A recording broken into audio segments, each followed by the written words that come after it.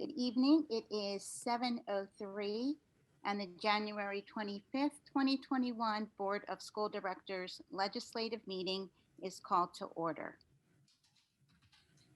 Please join me now in the Pledge of Allegiance. I pledge Pledge allegiance allegiance to the flag of the of the United United States of States of America America and to the republic for which it stands, one nation, under God, indivisible, with liberty and justice for all. Thank you. Ms. Evans, can you do the roll call? Yes, thank you. Ms. Franczyk.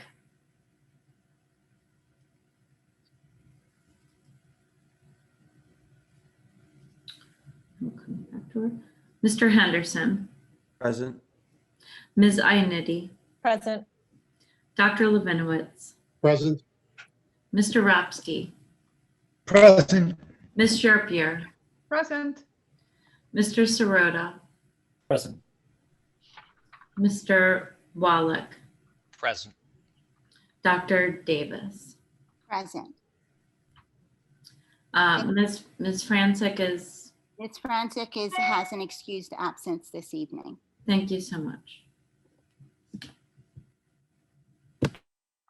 At this time, I just want to welcome everyone to our legislative meeting. We will be following the agenda as printed. So at this time, I'd like to ask Mr. Dan Kaplan if he would provide us with the Student Government Association report. Dan? Thank you, Dr. Davis. Students have been working very hard to finish off the second quarter after it has been extended to this Friday, January 29th, from last Friday, January 22nd. Despite the first semester coming to a close, Upper Dublin students' lives remain exciting and busy. Our theater department recently hosted virtual auditions and released the cast list for our musical this year, Songs for a New World. Students are very excited to get back to performing and hope to find a way to release the performance to the public sometime in April. Additionally, our winter athletic season has been able to still be held this year for the most part. Our track team, basketball teams, and other athletes have still been able to compete. While the amount of spectators has been heavily limited, our school gym is decorated with our players' pets and families to show them support when playing.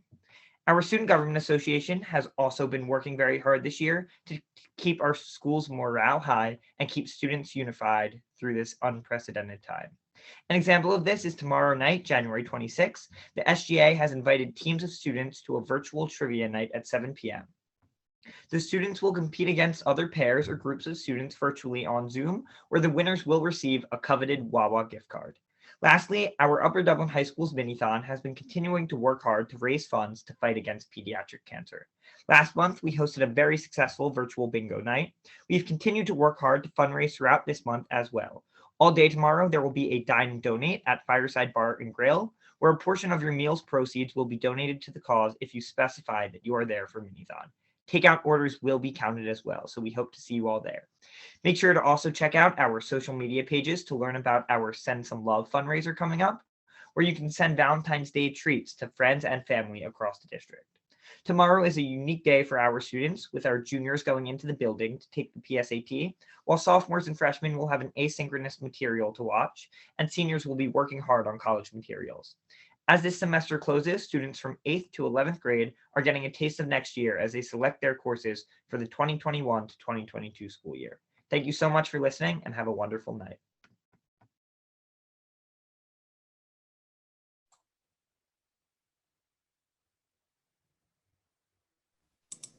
Dr. Davis, I think you're muted.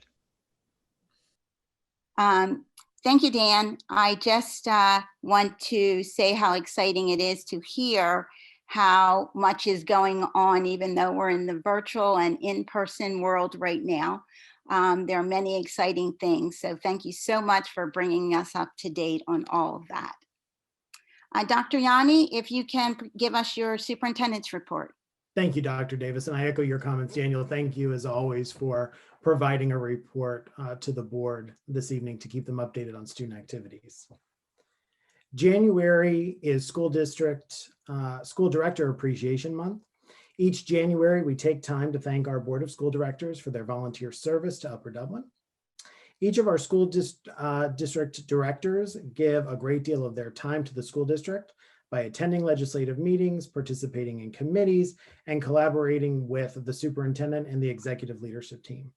Tonight, our board will once again adopt the principles of governance and leadership, which guides their work on behalf of our community. Over the past several months, the COVID-19 pandemic has made the role of a board member even more challenging. School directors have had to weigh the expert advice of medical professionals, collaborate with the executive leadership team on instructional options, and ultimately work to ensure the health and safety of our students and staff. Please join us in thanking our Board of School Directors for their dedicated service to our school district. We know that vaccinating our school staff is one of the keys to providing more in-person learning days for students at the secondary level. Therefore, we are advocating for all school staff to be vaccinated as quickly as possible. Last week, I authored and sent a letter to the Pennsylvania Department of Health urging them to fulfill 3 requests. Number 1, develop a process to ensure the equitable distribution of the vaccine based upon the population and needs identified in Montgomery County. We have been told by our local health officials that more doses of the vaccine are needed because of the numbers of frontline workers. And it should be noted that the distribution has been very similar to all counties in Pennsylvania, despite the population. So we're looking for a more equitable distribution of doses to Montgomery County. Number 2, prioritize our frontline workers, our school staff, in the current group being vaccinated. And number 3, insist upon a closed point of distribution or a pod for school staff. This evening, we are asking the board to adopt a resolution advocating for the same, for school staff to be vaccinated as quickly as possible. Like my letter, the resolution also urges the Department of Health to secure and distribute vaccines by equitable means to ensure that Montgomery County receives the requisite number of doses to accomplish this task. Last Monday, the district celebrated MLK Day of Service. Members of our Equity and Empowerment Steering Committee, as well as the Faith-Based Subcommittee, organized a really great day, and it looked different from in the past, but it was no less successful. We appreciate the participants, including the many students who contributed to the success of the day. Last week, we shared that in the upcoming Touch Base Tuesday, we will include information on the following topics: commentary on student survey results. Those for everyone's review, we surveyed all of our students in grades 4 and 5 and all of our students in grades 6 through 12. We will provide a vaccination update from the Montgomery County Office of Public Health if we receive one tomorrow. And there will also be updates to the resuming normal operations document that can be found on our district website. Any questions asked this evening about any of these topics or school operations affected by COVID-19 will be included in our resuming normal operations in UDSD FAQ document.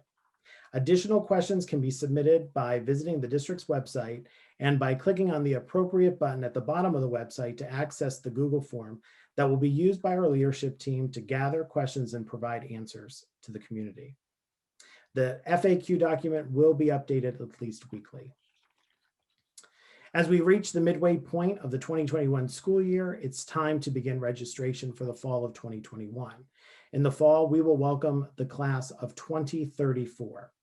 All of our registration information is available online. Kindergarten and new student registration, it will be completed online. Just as a reminder, students must be 5 years of age before September 15th. Each week brings more progress to the new Sandy Run Middle School project. Just last week, we had the opportunity to walk through the new building. Some highlights of the progress include the fact that all the structural steel for the building is in place, the classrooms are being drywalled and painted, and the library and collaboration spaces in the building are taking shape. And finally, this evening, there is a motion on the agenda for the board to consider having Dewey Engineering conduct a feasibility study on the site adjacent to Route 309 for the proposed transportation facility. That motion will not be acted upon this evening. Let me be clear that The board and administration still believe that a facility or feasibility study needs to be completed. However, it will be reconsidered in the very near future. And that concludes my report, Dr. Davis. Thank you, Dr. Yanni. That was a very comprehensive report with some really important updates for our community. So thank you very much for that. At this time, we will have our first community input session. I want to remind everyone that this first session is for action items and presentations included on this agenda only. We're going to ask you to raise your virtual hand, and Ms. Evans will acknowledge you to speak and monitor the 4-minute time period that is allowed. We do have several comments that were presented prior to the meeting, and I'm going to ask Mr. Diazio if he would read those. And after he's read them, then Ms. Evans, I'm going to ask you to look for the virtual hands and invite people to comment. Mr. Diazio. Yes, thank you. And Dr. Davis, we did have a number of comments this evening regarding the bus depot. Do you have a preference as to whether they get read now or at the second community input, given that this is no longer an action item for this evening? We can save them for the second one. Okay, all right. Great. All right, so we will start with Amanda Jones from Fort Washington. And the comment reads, to the School Board of Upper Dublin. First, I again give you my deepest thanks for all your hard work during this very challenging time.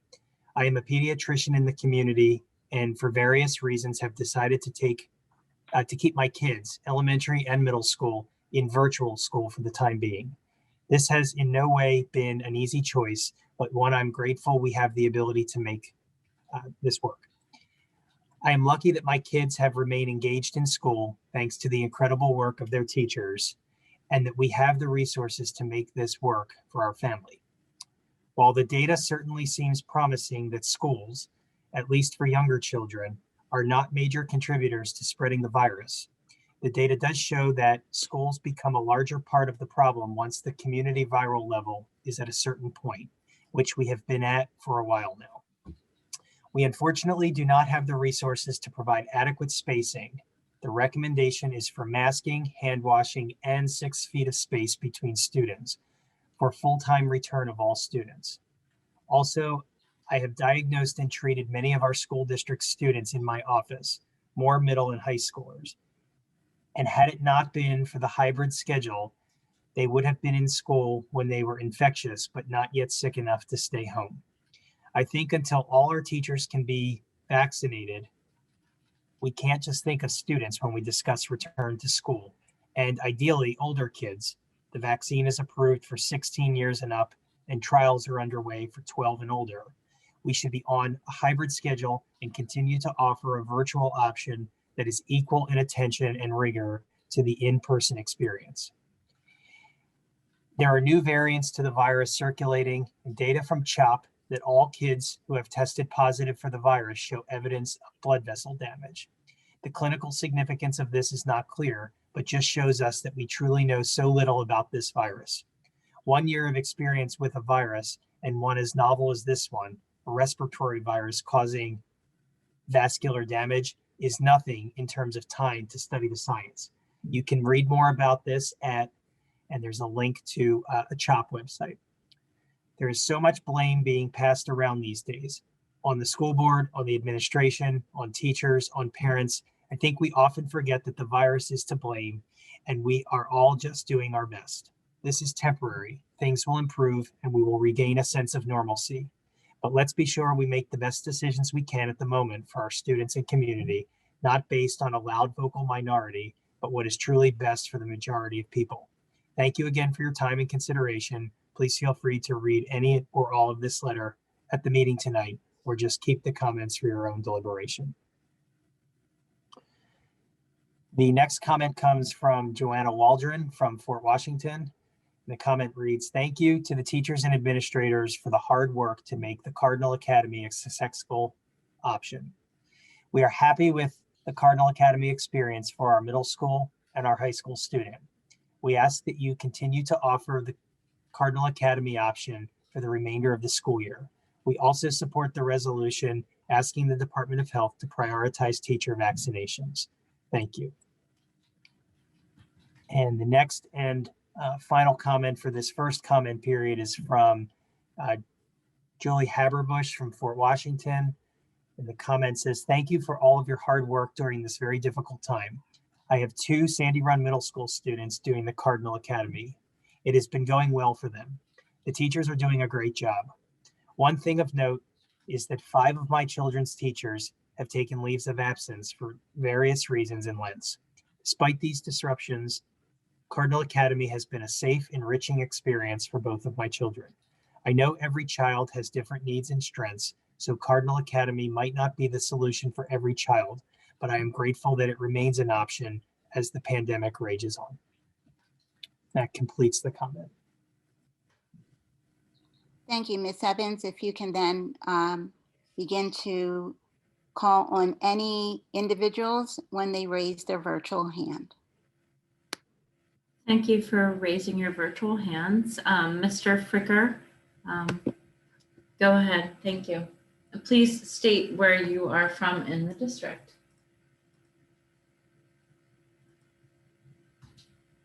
Mr. Fricker? Good evening, can you hear me? Yes, thank you. Awesome, thank you. My name is Ted Fricker, I'm in Dresher, Pennsylvania. Tonight's agenda included an item to approve an agreement with Dewey Engineering to complete a feasibility study for a new transportation facility. While I appreciate Dr. Yanni noting that that will not be acted on tonight, I still want to voice concern about having Dewey in charge of another potential district project and respectfully request that the board consider another firm if the intention is to move forward. Please recall that Dewey was involved with the Upper Dublin High School construction, which was to include a bus depot, like the one that was previously housed on those grounds. That bus depot was included in the information that taxpayers relied upon when approving the funding referendum. Somehow that building got lost in the shuffle of the construction project and never came to fruition. This oversight resulted in an additional cost to the taxpayers of this township of over $500,000 in rental fees, a number which continues to increase with each passing year. I would ask why the board, as fiscal stewards of taxpayer dollars, would allow a business to profit from the deficiencies they had a part in creating on a past taxpayer-funded project. I am disappointed that the bus depot wasn't pursued by the former board members during the high school project. As for Dewey, we've seen this firm underestimate the cost to rebuild Sandy Run by at least $6 million based on initial estimates. Please don't compound our issues and reward those responsible for these costly oversights. Thank you. Thank you for your comments, Mr. Fricker. Anyone else, please raise your virtual hand.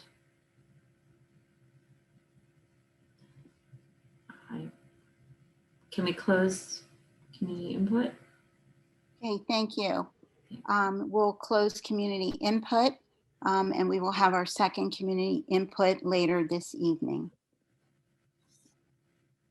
Mr. Leckman, are there any announcements or communications this evening? There are none this evening. Right, thank you. We also have minutes, the December 21st, 2020 legislative minutes. This is an action item that those minutes be approved. Is there a motion to approve? So moved. Is there a second? Second. Okay. Any questions on the motion? If not, all those in favor say aye. Aye. Aye. Any opposed? Okay, the motion is approved. We also have our December 2020 committee minutes. They were approved at the committee level, and this is an information item only, that those minutes will be put into the legislative minutes for next month. And at this point, Ms. Sherpier, if we can look at the Education Committee, there is one information item that you can present at this time. Yeah, the information item is the enrollment report, which is a monthly report. And Dr. Yanni, is there anything that we need to be, that you want to draw our attention to, or is it? Not this time, Mrs. Sherpier. It's just an informational item for the Yep. board. Yep, So that's all on the education side for this month. Thank you. Thank you. And we will continue to monitor those numbers as we prepare for next year. Where we do have a lot to take a look at is under the Finance Committee recommendations. Mr. Sirota, if you can present those items. Thank you. Yes, we have 6 items on the agenda under the Finance Committee section tonight. As noted earlier, I will not be making a motion for item F. While we do believe, at least I will speak for myself, I believe it is important to do a feasibility study for the transportation facility. We're not prepared to act on that item tonight.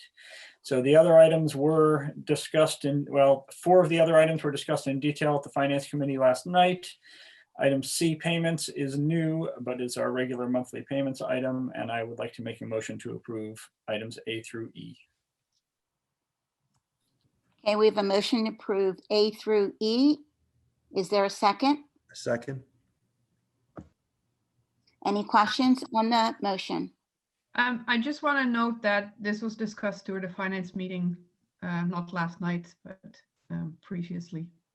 Last week. Yeah. I meant to say last week. Last week. Thank you. Seems like last night.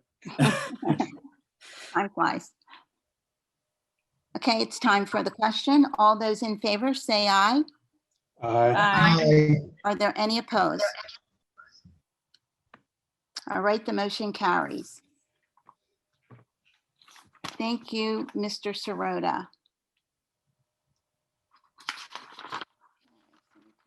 At this point, we are going to look at the personnel report and any recommendations there. Dr. Levinowitz. I'd like to make a motion that we approve the personnel report tonight for January 2021. Is there a second? Second. Any questions on the motion? Hearing none, all those in favor say aye. Aye. Are there any opposed? Okay, the motion is approved on the personnel agenda. Mr. Wallach, if you can take the policy committee recommendations in for Ms. Franchek in her absence. Happy to, Dr. Davis. We have one item on the policy committee agenda this evening. It's to affirm first readings of 5 policies. All 5 of these policies were discussed in a first reading status at the policy committee meeting earlier this month. They're numbers 318, attendance and tardiness, 331, job-related expenses, 332, working periods, 334, sick leave, and 340, responsibility for student welfare. Now we'll make a motion to affirm all 5 of those first readings. Second. Okay, we've had a first and a second. Any questions on the motion? Hearing none. All those in favor say aye. Aye. Aye. Are there any opposed? Okay, the motion passes. So we'll be looking next month to go into second readings, and then we'll be bringing that back to the board for the legislative approval. Mr. Wallach, also, can you cover the items in other business? My pleasure, Dr. Davis. We have 3 items of other business this evening. I'm going to take them separately because they each stand on their own footing. The first is, as Dr. Yanni mentioned in his opening, to seek the board's approval to adopt the PSBA principles for governance and leadership. These are principles that have been created with PSBA's approval over the years and provide guidelines for school board members in terms of actions taken and things to strive for as school board members. And I think one of the important things I think in doing this is we as a district in Upper Dublin, we ask the school board directors to look at these principles every single year, and we readopt them every single year because of their importance and what they state both for us as school board members and for the community at large. They're attached to the agenda item tonight as they are each year. So I will make a motion to adopt the PSBA principles of governance and leadership for this coming year. Second. Any questions on the motion? Okay, all those in favor, say aye. Aye. Any opposed? Okay, the motion passes. Thank you. Next item is item B, and it's a resolution for vaccination of school staff. And again, as Dr. Yanni referenced in his intro, Dr. Yanni penned a letter to the Department of Health of Pennsylvania that was sent and was made publicly available with the points he mentioned earlier tonight. And for anyone that hasn't had a chance to read that letter, I commend you to read it. It is an excellent piece that Dr. Yanni put together to advocate for vaccinations for our school staff. And I want to thank him for doing that, first of all. The motion that's now going to be coming before the board is to adopt a formal resolution of us, the Board of School Directors of the school district, to seek that same thing that Dr. Yanni put in his letter, essentially. We know that vaccination is an important item in order for us to be able to open schools to a greater degree. We also know that there are limited resources right now for vaccination in the county. And the resolution would call for the state and the people that can distribute those vaccines to secure and distribute that, to put an emphasis on essential workers such as our school staff here in Montgomery County. And part of the resolution also states that it'll be submitted to both the Department of Education, the Department of Health, to the elected senators and representatives in the General Assembly, and to the Governor of Pennsylvania, to show yet again the importance of this to us as the Board of Directors of the Upper Dublin School District, and our effort to continue the advocacy that Dr. Yanni started earlier this week or last week when the letter was submitted, and to continue that on a very formal basis. With that introduction, I will make a motion to adopt the resolution to vaccinate our school staff that is attached to item B on the agenda. Second. Okay, that was Ms. Sherpier as a second. Thank you. Any questions on that motion? Okay, all those in favor say aye. Aye. Are there any opposed? Okay, the motion passes.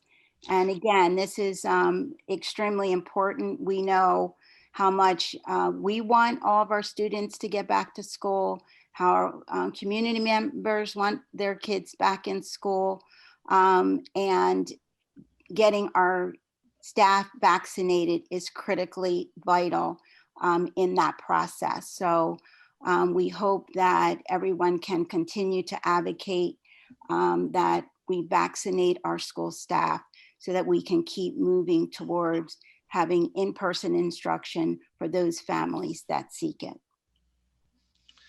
One other item of other business, Dr. Davis, and thank you for that summary as well, and those thoughts. Item C, the Educational Advisory Committee provides reports to the board and the administration from time to time. They have submitted a report with regard to the International Baccalaureate Diploma Program and the possibility of that at Upper Dublin High School.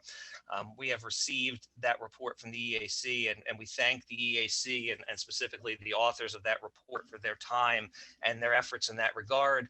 And tonight is a motion to accept that report by the EAC. The report is attached to our agenda item. I make a motion to accept that report as item C of our other business agenda. And I'd like to second that. Great, it's been moved in second. Are there any questions on the motion? Hearing none, all those in favor say aye. Aye. Are there any opposed? The motion carries. Okay, thank you, Mr. Wallach. Next on the agenda, we have our liaison committee reports. They are included as information that you can take a look at.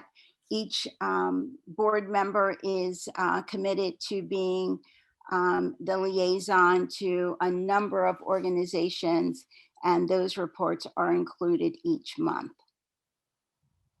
Mr. Diazio, do you have a solicitor's report this evening?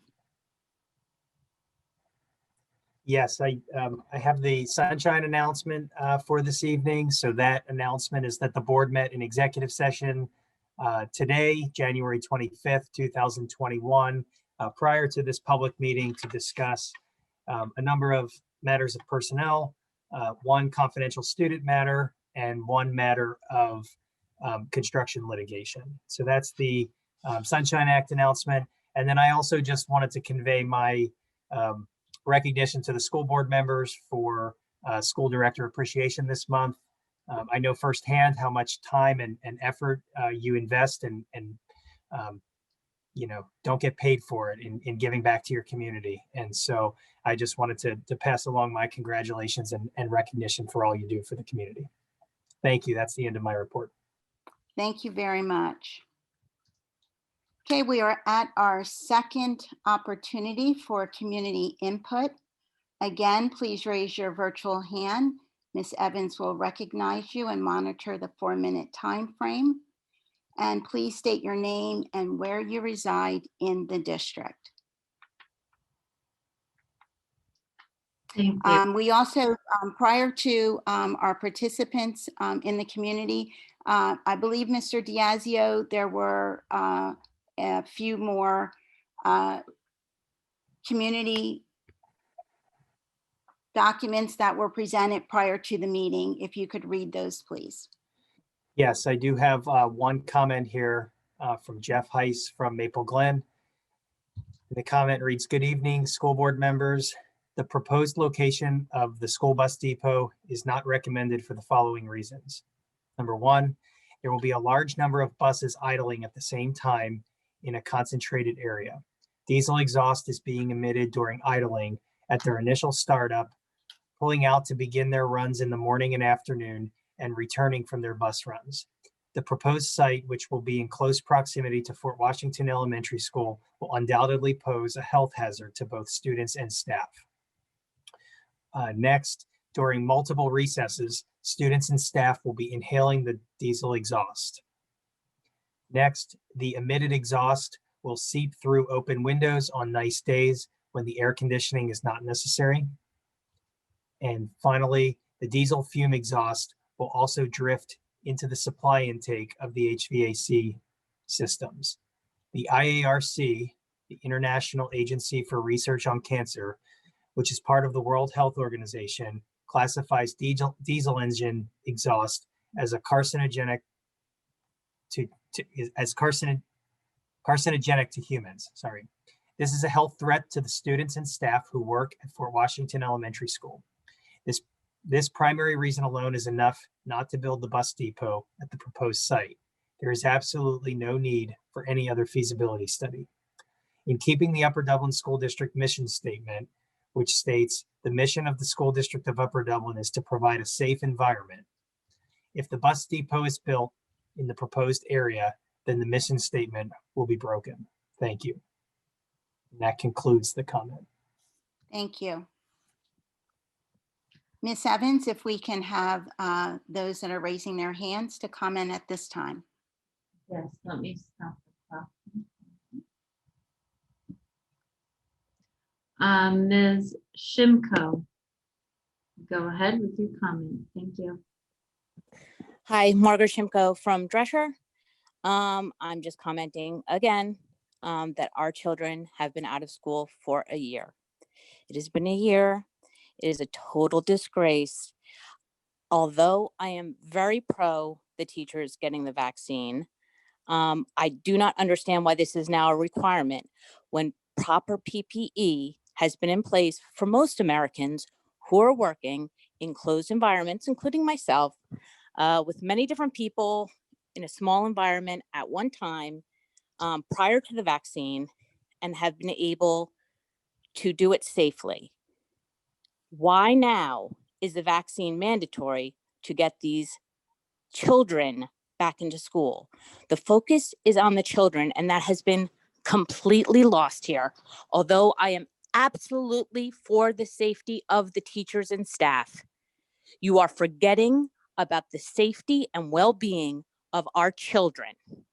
And those of you on the board who have children who are in private schools and are attending cannot feel what we are feeling. We have children who are crumbling, who are hurting, who are suffering because they are not in school. Although the teachers are doing a fabulous job as best as they can, this is not the same. I am angry because I care so deeply about my own children and all the children of this district who are being neglected for whatever the board's agenda is here, because this is not your priority. The children are not the priority here. If they were, they would be back in school and you would have figured out a way to do this safely. There is a way, and you should be putting your minds together long ago to figure this out.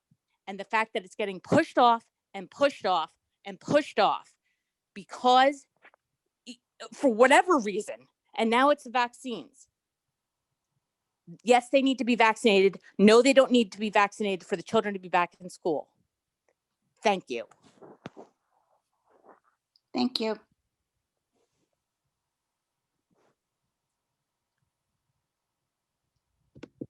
Mr. Fricker, go ahead. Thank you. Ted Fricker, Drescher, Pennsylvania. My family has been in Upper Dublin since 1971. My sister and I graduated from Upper Dublin. I was looking forward to seeing my children doing the same when we purchased my parents' house in 2009. Since then, I have not seen the same school district I went to. Due to adverse curriculum changes, my children's spelling ability is subpar at best. When my wife identified learning issues in our child in first grade, it took us until the end of second grade to get through the district's red tape and have her tested. Then the pandemic hit, and our children lost half a year of school because Upper Dublin had no way of effectively transitioning students to a virtual learning situation. These three strikes against the district are what my wife and I used as the basis to make one of our most difficult decisions, the decision to enroll our kids in a cyber charter school. I read an article in the Pennsylvania Capital Star that was penned by one of our school board members on how public schools are footing the bill for a substandard cyber charter education. To say I was disappointed is an understatement. In a district where we are over $250 million of debt for new schools, to complain about $603,000 raise in cyber funding for the district is frustrating. To allege that 0.8% of the pending tax increase is due to those 29 students who made this tough choice is stunning. I find it interesting that there was no mention of the 80 students who left the district for private institutions at a significant cost to those families, but also to a benefit to the district. Instead of researching why these families made those most difficult decisions, this author chose to make it a dollars and cents issue, all the while attacking the cyber charter schools. In case there is interest about why we made the decision, we opted for a proven virtual platform in a year that we knew would be tumultuous at best. We opted for what we believed to be the most effective educational experience for our children in the face of uncertainty about what Cardinal Academy would bring, given the poor experience we had in the spring of 2020 and only a summer to develop this new technology. Other cyber charter parents we have talked to made the decision to avoid bullying, to get a better education that was offered in their respective district, or to remain in a safe space for learning since they don't get that from their local school. In conclusion, our family is in Upper Dublin for the schools. Since enrolling, both of our kids have experienced bullying in the district. We were told by an Upper Dublin teacher that our child's learning issue was instead a byproduct of a physical condition she was going through. We were told by another teacher at Upper Dublin that our child has deeper issues that needed to be resolved before she could be expected to meet the educational requirements. So please, tell me again about this superior education which is available in Upper Dublin. Thank you. Thank you, Mr. Fricker.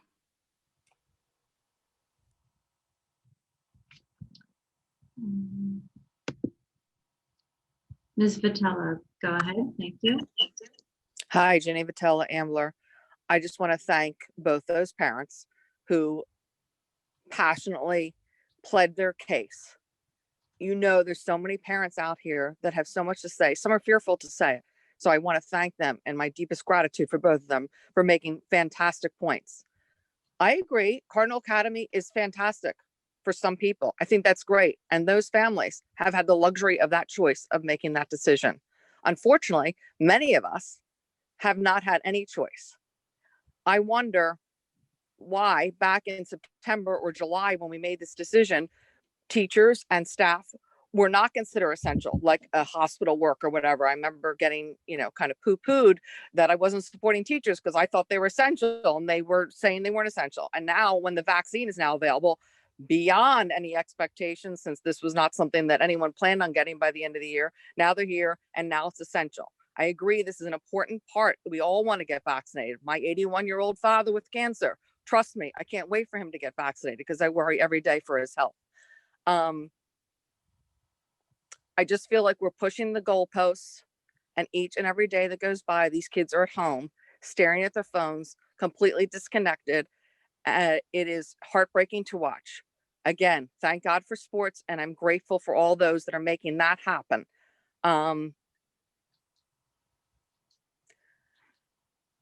I also want to say that, oh my God, I lost my train of thought, and I'm so sorry. I'm wondering if, I heard from a mother today that her school district, they actually have hybrid for the older classes from 8th grade up. And what they do is on the Wednesday, they actually use that as a third day every other week. So like the Monday, Thursday crowd would one week go in on Wednesday, and then the Tuesday, Friday crowd would go in on Wednesday the next week. And at least we would get one more day in every other week.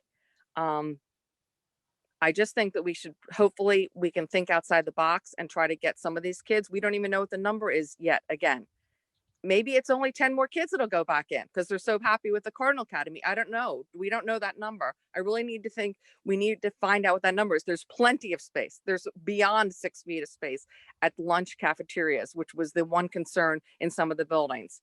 Maybe we can get some 6th grade in, see who wants to go in. Maybe we can get those seniors in. Now I know there's some great virtual activities to happen, but there's no replacement. And I don't think we should kid ourselves. These are replacement for normal life. We need to start helping these kids as they're struggling so hard. Still with tests, kids don't want to go into school on a day they have a test. Kids are missing out on labs. They're missing so much. The 6th graders, I found a teammate of my daughter, never even mentioned that they were on the same team at school, Eagles. And I think the reason they didn't even notice it is because what's happening is these 6th graders would have normally been with 5 different activities to get to meet other students from other schools. But instead, they're just reverting back to their elementary friends. So they are missing out on things that we can't even quantify at this point. So I guess at the end of the point is I want to ask, the administration presented a proposal back in July of 5 days in and a Cardinal Academy option, and it was voted against. I was told, someone said that it is up to the administration to present another plan. And I'm wondering if the holdup is that the board will continue to vote no to any plan besides what we're doing right now. So that's my question. If administration presented a plan of more than just the 2 days in, would the board at this point still vote no? And at this point, are we waiting until every teacher gets vaccinated before these kids get back to school? Thank you. Thank you for your comments. I see one. Ms. Colbrenner, please go ahead. Hi, I'm Marianne Colbrenner, Ambler. My question was, now that the elementary school kids were successful with getting back to school full time, why can't we now provide this same opportunity for the high school and middle school kids? I'm a mom of a senior, a freshman. I'm also a mom of a 2019 and 2020 graduates. I'm not sure if anybody on the board has a senior, and maybe if they did, they might think a little bit differently. I witnessed the sadness last year as one by one, every memorable senior event was canceled. And who would have thought this year, the class of 2021 would be actually worse off. We need to give the families the opportunity to choose. I don't feel like you have the right to make that choice for us out of fear. My fear is the mental well-being of these kids. They're really apathetic. There's no care, there's no desire, at least in my house. they're almost zombie-like. So the teachers do, I hear them trying to engage, but all I see is the flatness of the effect on their face as they're laying on the couch. And there's only so much as us as parents can do. We can't, as we're working in the same house as them. I don't know. I would just like for you to give us the opportunity to choose, get these kids back, let them start making connections with their teachers, with their friends. They're missing out of the best parts of their life. Thank you for your time. Thank you.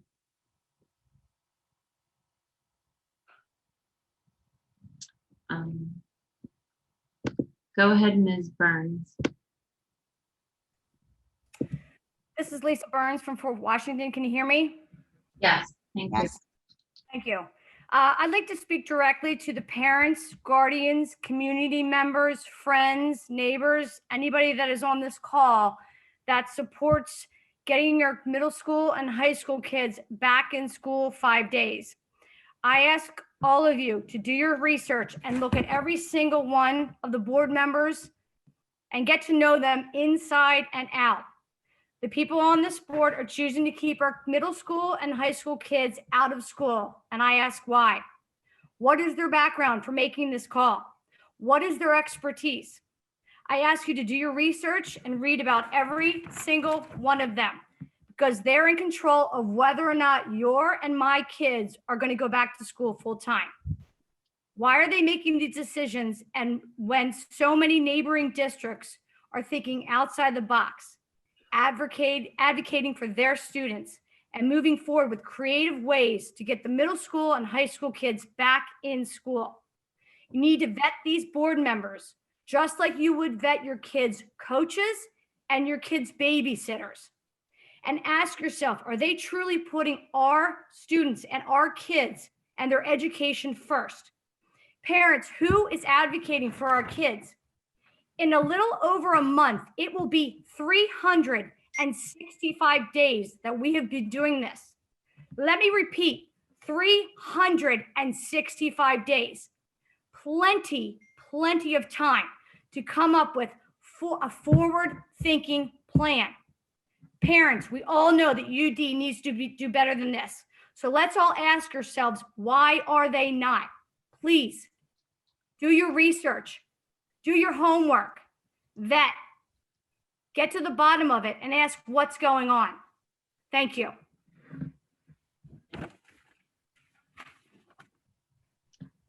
Thank you, Ms. Burns.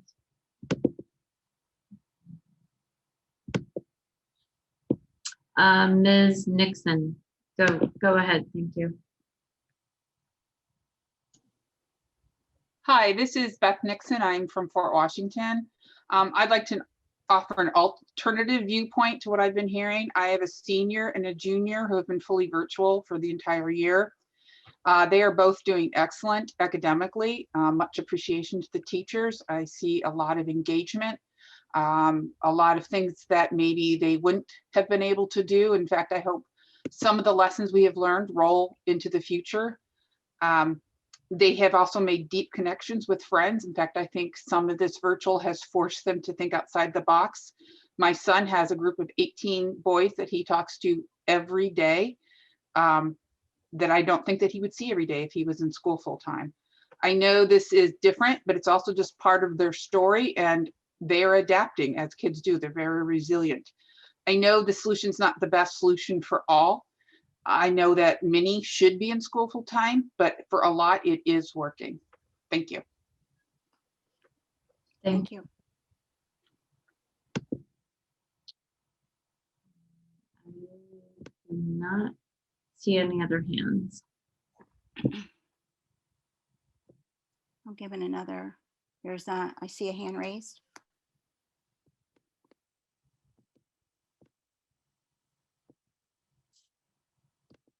Go ahead, Ms. Watt.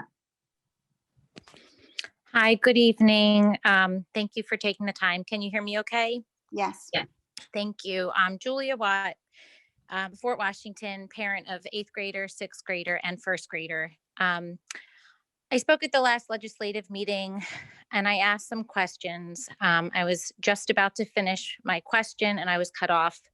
Another fellow resident offered to give me his 4 minutes of time and I was denied that.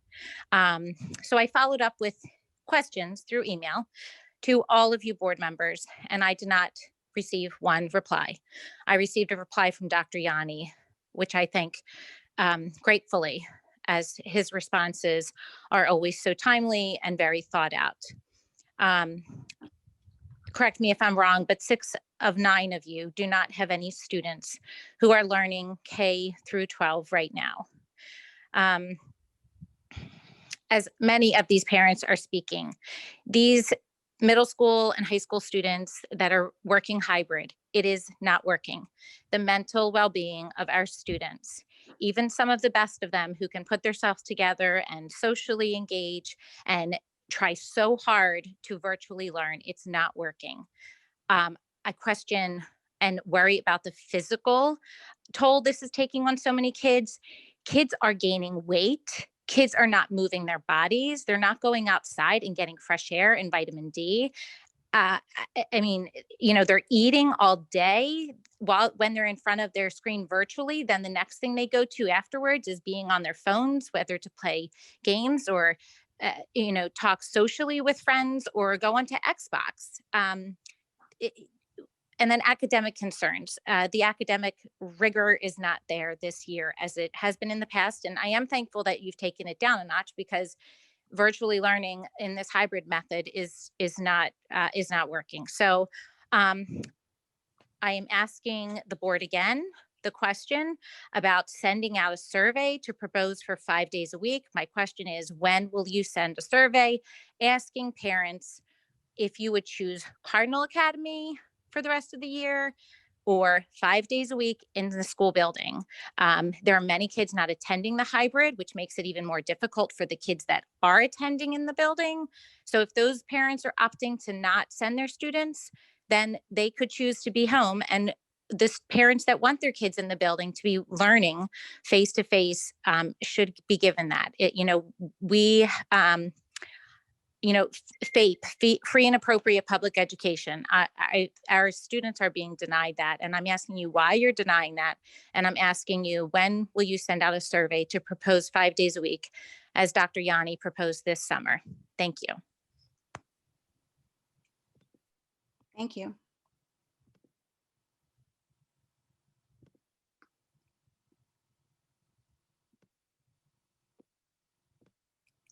Any other public comments?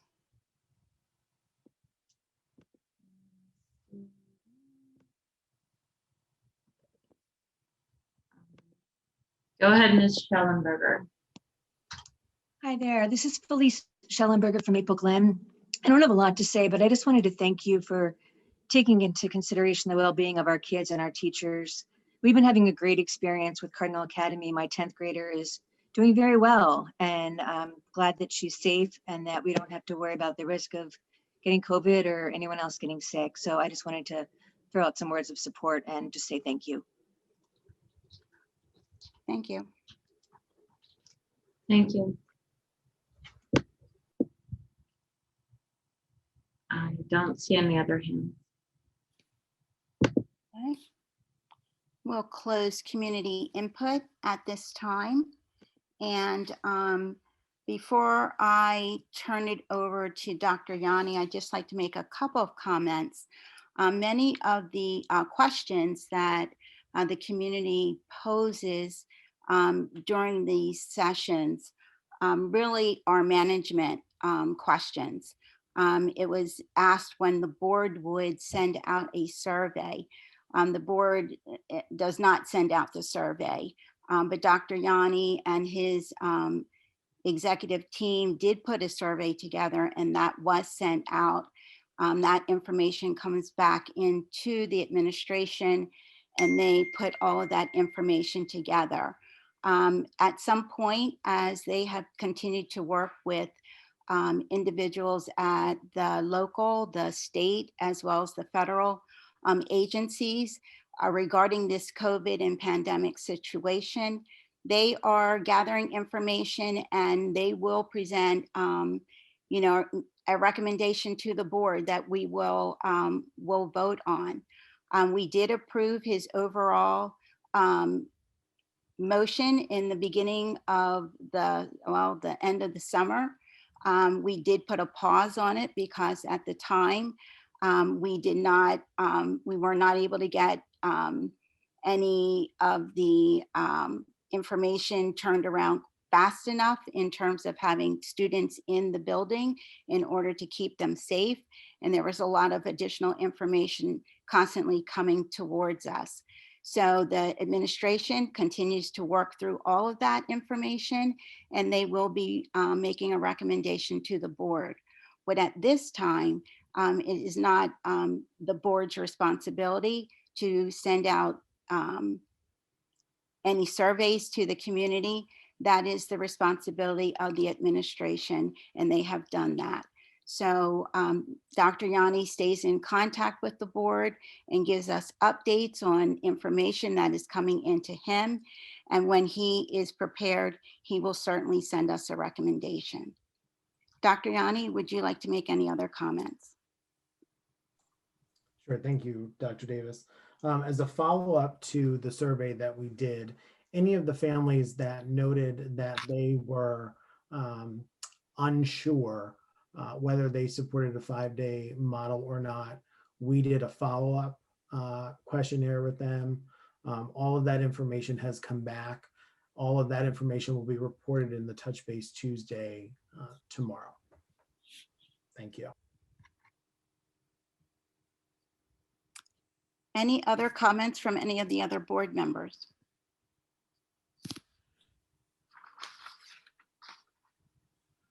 I have a comment. Okay, go. Okay, two things.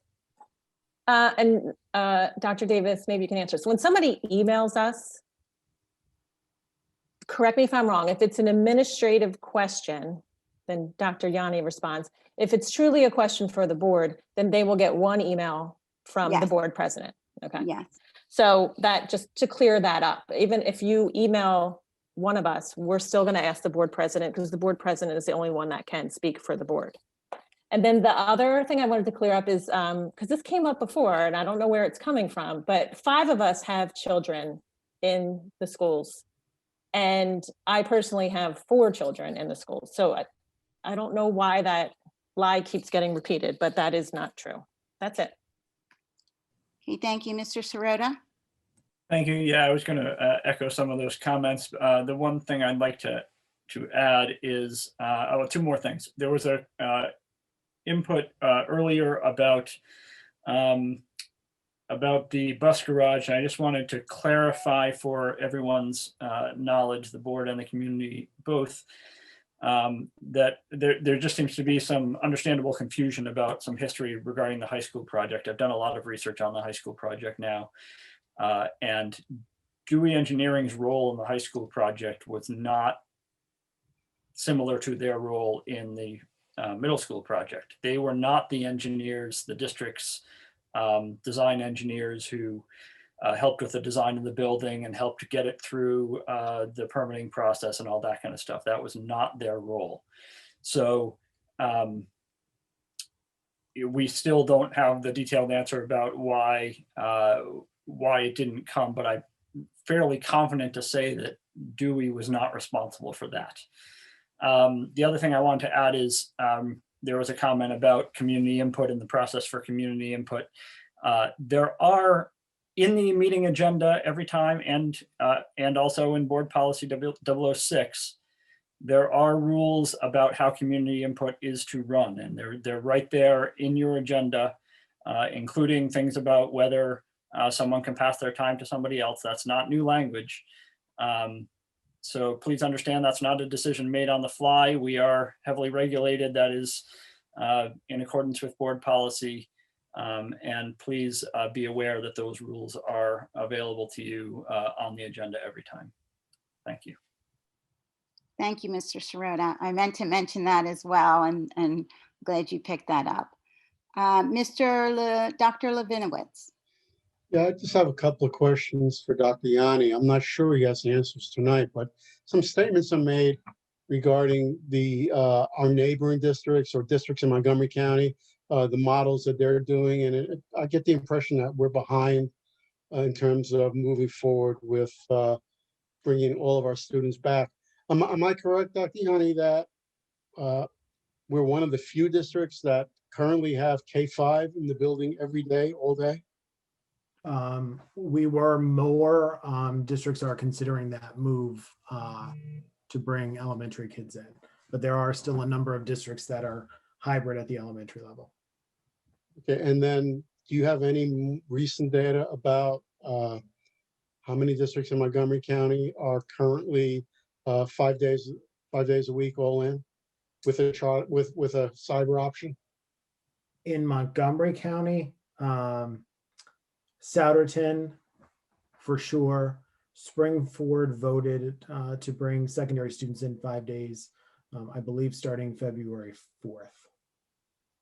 Tomorrow we have we meet twice a week with the superintendents from Montgomery County, at which time we usually get some updates. And Dr. Yanni, are there still districts that are 100% remote in Montgomery County?